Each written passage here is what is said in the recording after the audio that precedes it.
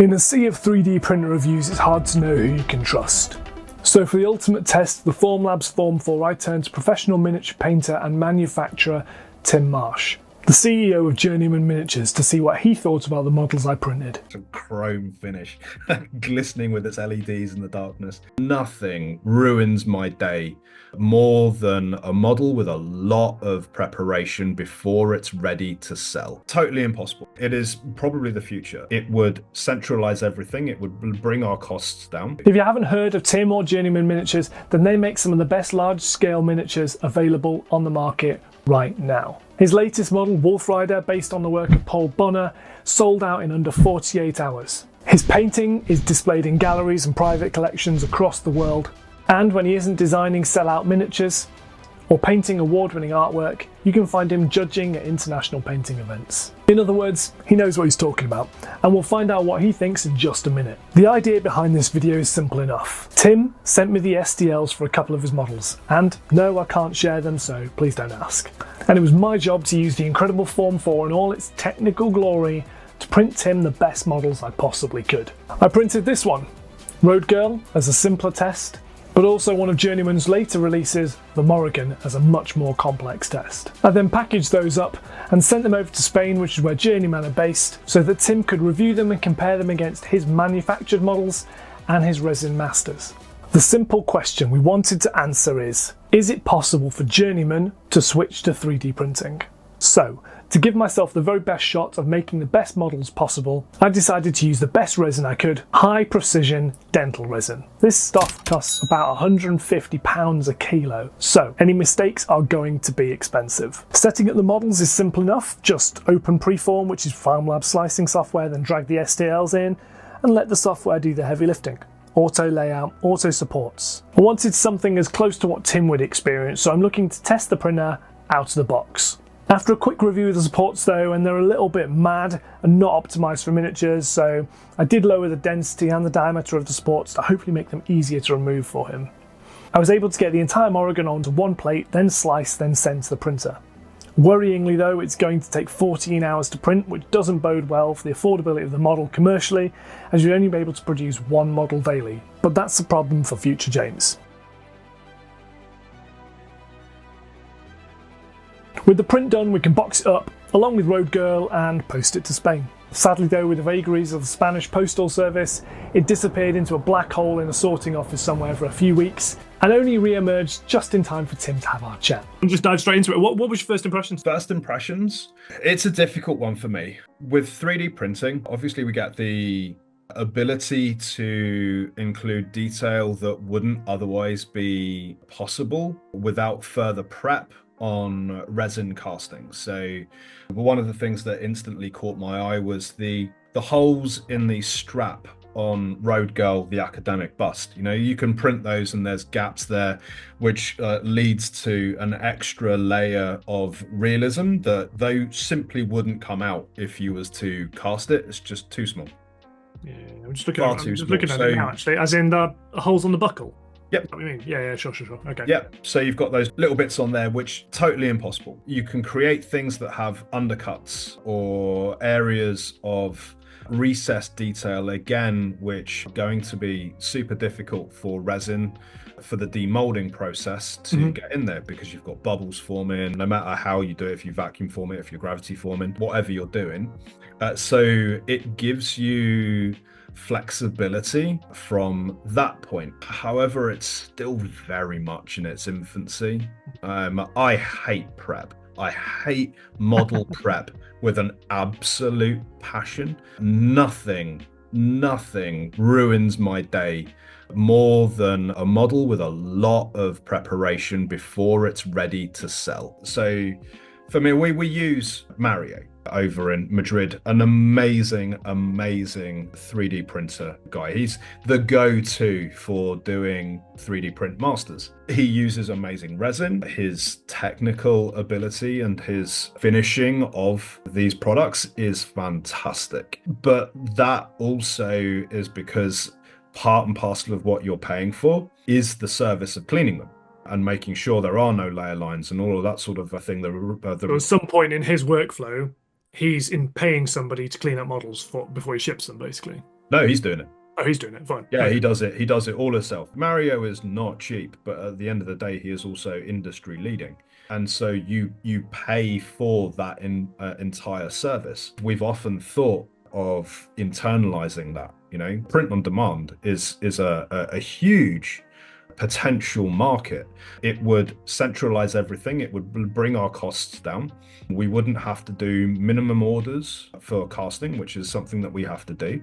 If we was to produce our entire range for minimum orders, I costed it out at one point. It was like 70k, and that's not financially viable at all. So if I was doing in-house printing, I could do one. If I sold one, I could do one.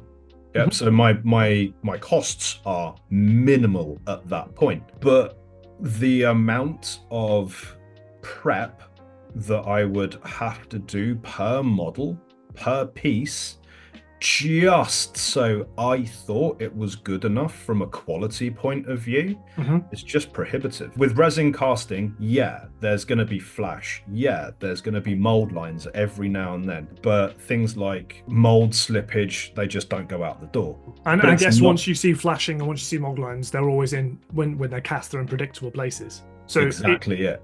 Yeah. Right, exactly it. A mold line is going to be in one place. Yep. So I can take a scalpel, I can take a file, I can remove it off of that. But I know in theory, the rest of that model should be totally fine. That's not the case when you're looking at something like that. There is a whole back there with hundreds of supports that need removing. Then you've got to sand it all, and then if you start sanding it again, I'm super impatient and not very good at this sort of thing. And I don't know. It's one of those things. Once you dial it in, you get slightly better at it, but it's still a process you had to build in, isn't it? I can't be asked. Yeah, me too, mate. I completely. It's like type when There's obviously an iterative process in the supports as well. Yeah. So you can dial in the supports and get those perfected, and you can reduce them and reduce them and reduce them. And there's a testing amount which I haven't optimized completely on Morrigan because it's a complicated model anyway. But there is definitely a point where you can do that. Did you take the supports of any of the models? I took them off of a couple, Cool. And they. How did you find them? How did you find them when the supports were coming off? Because this is, I don't want to lead you here, but how did you find it? And I'll talk a little bit about what my thoughts on it. I wasn't overly. I mean, it's still, they kind of snap off. The resin seems quite brittle still. To me, I don't have a heat gun at all, so I had to use a hairdryer. Yeah, they're still leaving quite a lot of pitting, and the pitting for me, like with a support, if it leaves a raised mound area, It's more doable. The pits are a pain in the ass because because that's gone now. That's nothing I can do, right? I haven't got time. No, sure. Both as a producer of miniatures and as a commission painter, I don't have time to prep something to that level because time is money. And all the time I resculpting detail, I'll just go and get it cast. I mean, I don't know how much these cost per unit, right? But the caster that we use is so good and so efficient and so incredibly good value for what we get that when you consider prep time, and yeah, it's got pros and cons, okay, so I can get one unit, fine, but the amount of stuff that I would have to do to it totally eradicates any possible profit casting margin. And yeah, because I've then got to spend an hour making it good enough to go out the door. So the one I sent Morrigan on, that's their high detail dental resin. It probably gives the highest level of surface detail, but it's stupidly expensive. So I think, and I might have got this wrong, I think Morrigan used something like 150, 200 mil resin, something like that, which makes it about 20 quid a unit, give or take. See, it's more expensive. But that resin would be. Obviously, you can dramatically reduce the unit cost of that. If you were to use a cheaper resin, then you can drop the unit cost down to, quick maths in head, 3 quid. Okay, so £3 is a lot less than we would be spending, but on a cast. But £20 is more expensive. However, I wasn't mad impressed with the quality and the detail leveling. It's washy. It's a little bit wishy-washy in places. I don't know if it's part and parcel of the cleaning process, but some of the plugs you could see where resin had ran, or not filled the keys. They're not straight. They're not totally flush. So I would then have issues placing some of the rocks from the throne into the back. It's not going to fit. Then I would have to clean up one of the keys, or the customer would have to clean up one of the keys. So then what we have is we have an unhappy customer. I've already spent tons of hours trying to modify, because this kit is what, like 20 pieces? Yeah, I was going to say the Morrigans are really complicated. Yeah, so, yeah, it's super. But thing is, that's the kind of thing that we're dealing with when you've got no, that's not to make excuses. Yeah. That's not in any way to make excuses. I'm just saying Morrigan is a complicated kit. So that in reality, there are, because the other thing to factor in about this is the print time on Morrigan to get, because I printed that in like 30 micron layers, which took just under 15 hours, I think. Okay. To run one model. Yeah. Which is huge, frankly. Yeah, it's massive. Like I say, I mean, at the moment, unless you then got a print farm of these things, so I'd need minimum 10.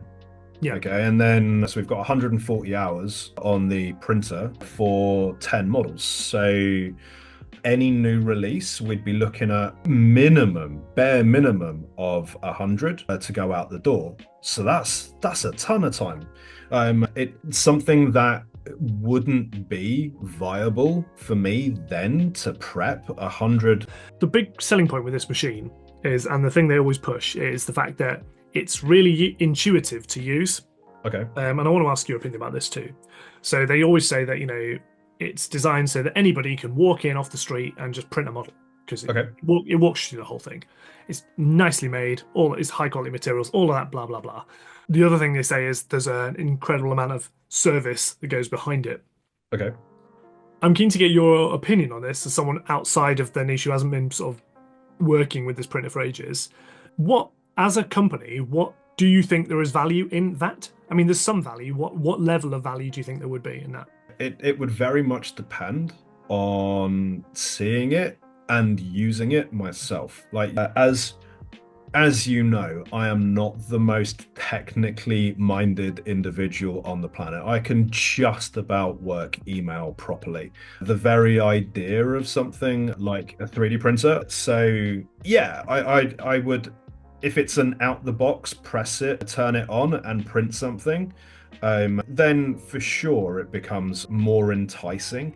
I've looked videos of 3D printers, and I've looked on Discords and forums on 3D printing, and it might as well be in a different language. It is probably the future. It is probably the future. There's two things for me that don't gel just now. One being, whilst 3D design is getting and has got much better, it still doesn't quite come up to the same level for me as a traditional sculpt. Sorry? What do you mean by that? Just so I can get into a little bit more. From a point of view of detailing, posing, like every tiny little meticulous detail on something that is done traditionally, just to me feels more beautiful. It feels more. I get it. There's something organic, and there's something about the flaws that you can't. The computer programs don't introduce that make things, like say, intrinsically, subconsciously, maybe. Yes. More readable, more understandable, more beautiful, maybe. Exactly. Yeah, I think so. So there's, but then I prefer a book to Kindle. So maybe this is just a me thing rather than just really old. Tim, what can you do? Exactly it, man. Yeah, just getting old and grey. So yeah, I mean, then there is the just the fact at the moment that even with these really high-end prints, I'm not mad keen on the detail level. I'm just not. From a point of view of using it for a master to cast an individual piece, or doing it print on demand, this is the finished product. I've got to clean it and then sell it to you, the consumer. The detail's just not there for me yet. It just isn't there. It's a little bit fuzzy in places. We've lost some of the feathers on the shoulders, some of the definition and the features of the Morrigan's face. The finish doesn't feel as premium to me as a cast resin piece. I'd agree with you. Like, say you get one of your pieces or a Spira piece out of the box, and it like say that you could not paint those things and put them on your shelf and just have them as a lovely thing. Yeah. And that's the thing. It brings it out to a mass, okay? It brings it out to mass market, and that's not a bad thing at all. However, I think there's something to be said about a boutique industry, which I don't see resin casting ever going away. I just don't see it ever going away. Vinyl and miniature production. Yeah, well, I mean, a lot of people are going that way. Yeah, a lot of people are going that way. And that's totally and utterly fine. Just at the minute, I can see this technology being where I would like it to be in maybe, I mean, Christ, the march is absolutely crazy, right? So I'm going to say 5 years, but in reality, it may be 2. It's just for mass market, for my company, for Journeyman, it's not where I think it would need to be. Yeah, okay. Right here, right now. No, sure, and I think that basically sums up this printer is really good at certain things, mainly around prototyping and making, slightly lower detail items. When it comes to very, very high detail items like miniatures, I don't think it's fully optimized for it. And yeah, so that's why I wanted to get your opinion on it, because I feel I'm a bit blinkered on this sort of subject. So because I can see detail and I can agree with those sort of things, but I'm sort of too in the weeds with some of this sort of stuff. So 100%, right? Because it's the new shiny and it's better than the last shiny, and that's great. And it is very new and it is very shiny. Yeah. It's a chrome finish, glistening with its LEDs in the darkness. Exactly. I get it. It's really, really, really interesting, and it's super addictive. It's a hobby unto itself. But from a standpoint, not just of production, like I say, but from a painter's point of view, from a display painting point of view, for me, I lose the detail that I need to make a precision finished product. Yeah. No, I agree. I think the printer is there on that sort of front of things, but like I say, it's now got to catch up in terms of details, and it's got to roll off the thing with, like I say, no supports. That's the key, right? Because we want to try and improve quality, bring down costs, all of that sort of stuff, as any business would want to. But at what cost to the chain? And I think it would be a horrible shame to eradicate that art form. We can't easily knock out 4,000 road girls, okay, just in a month, and that's all right.